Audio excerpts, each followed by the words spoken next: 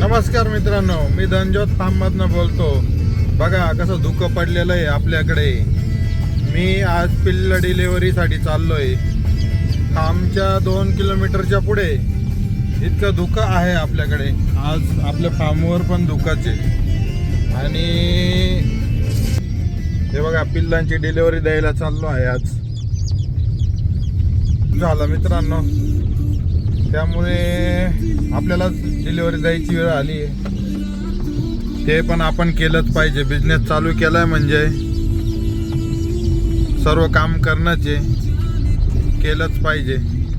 आणि नवीन नवीन फार्मवर जायला वेळ मिळतं. त्या निमित्ताने नवीन काहीतरी शिकायला पण तिथं आपण नवीन काहीतरी शिकतो. पण कोणाची काय पद्धत आहे, कोणाची काय आहे, आपण थोडंफार त्यात शिकतो.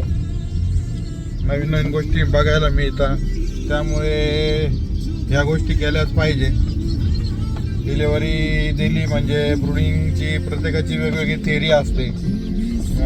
आणि त्यात आपण पण ब्रुडिंग करणार त्यावेळेस आपल्याला पण 10 ठिकाणचा अनुभव असतो. तर 10 ठिकाणच्या एक चुकीमुळे आपल्या 10 चुका कमी होऊन जातात.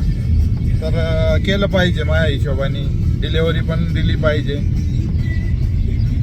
मी चाललोय डिलिव्हरी द्यायला मित्रांनो. 360 पक्षी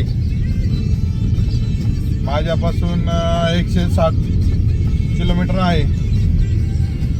तिथे मी डिलिव्हरी देणार आहे.